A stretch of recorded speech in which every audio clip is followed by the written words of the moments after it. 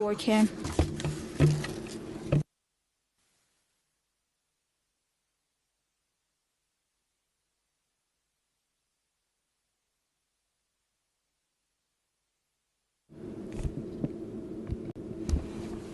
Your Excellency, Mr. Afeworki, you have the floor.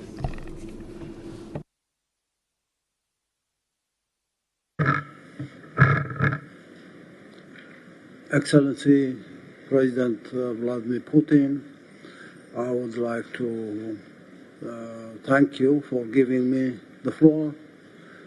I have an unwritten document to mention the statements made by previous speakers have addressed almost the fundamental issues of this joint summit between the Russian Federation and the African continent. My emphasis would be on the process that we are undertaking now through consultation, developing consensus is very critical. We are in this second phase of the Russia-Africa summit, which, in my opinion, has highlighted and developed some of the fundamentals for this strategic partnership. But the strategic partnership will have to take stock of serious issues at the moment. I would suggest that a mechanism be established to develop to prepare a document for strategizing on this strategic partnership between the Russian Federation and the continent. But this strategy will not have to be a general framework for the partnership that we'll have to build. We need to further move towards identifying areas of cooperation within this strategy and prepare documents for concrete projects on each and every sector and industry. The sectoral and industrial planning within a broader strategy, taking stock of details that will have to be prepared for the mobilization of resources.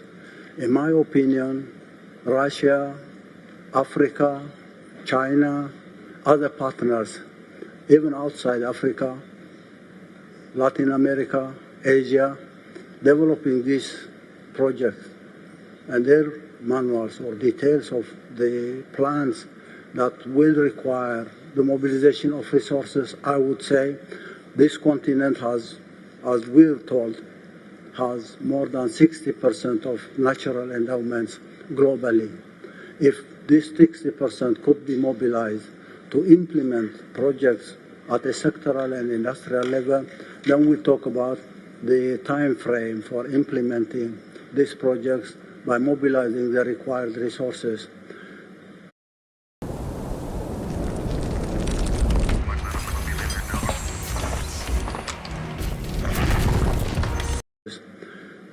I'm confident to say that the Russian Federation has all the industrial base and technology base to provide the support required for this strategic partnership between Russia and Africa, but also including other continents that will make their contributions at the final achievement of the goals.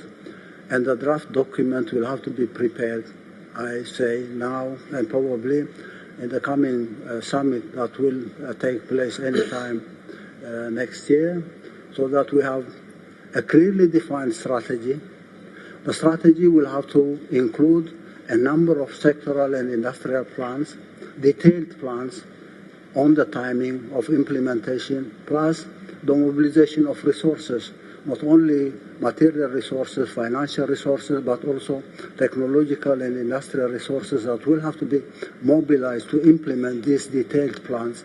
The detailed plans could be implemented by putting in place mechanisms that will take every project on its own and implement, ultimately creating an integrated approach on implementing those particular programs. And this requires a lot of refinement on the institutions and then the mechanisms that we'll have to create.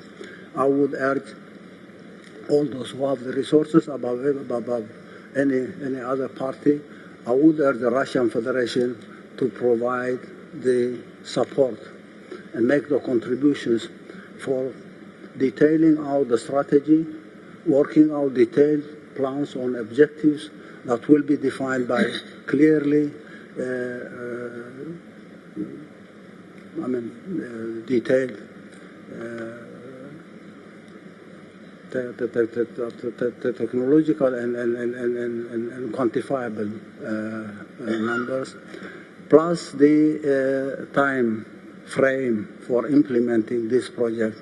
Once we have this document ready, the contributions from each and every partner at the continental level, on the part of the Russian Federation, plus other global partners who will join our effort to change the reality in Africa, because the coming generation after 25 years will have a population of 2.4 or 2.5 billion within the continent, and their issues will have to be addressed at an earlier phase rather than later on facing challenge for the implementation of this project. I think this second summit will have to take stock of the preparation of this document so that each and every one of us will be ready or even working on some of the projects that will need the mobilization of resources that we can make available to the success of this strategic summit. I once again would like to thank you, President Putin, for creating this conducive environment for exchanging ideas and developing consensus, but going beyond that to implementable, sustainable programs for the benefit of humanity, not only Russia and Africa. Thank you again. Я полностью согласен. Если не... I totally agree with you. If we don't think about short-term and mid-term, then it would be hard to achieve some genuine results. So the establishment of such mechanism and strategic partnership is a very important deed. That is a beacon that shows where we should be going. Indeed, that is a very challenging task at hand. And if you want to compare it with the capacities of our partners from other regions in Latin America and Asia, then the best way, the best platform would be consultations with our BRICS partners. And here present are colleagues, for instance, President of the South African Republic. Together we will try to advance your ideas together with our BRICS partners.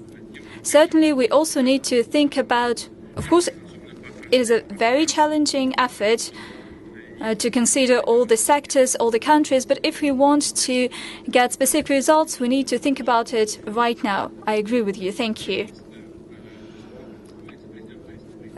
Give the floor to the President of the Republic of Guinea-Bissau, Mr. Umaru Sissoko Embalo.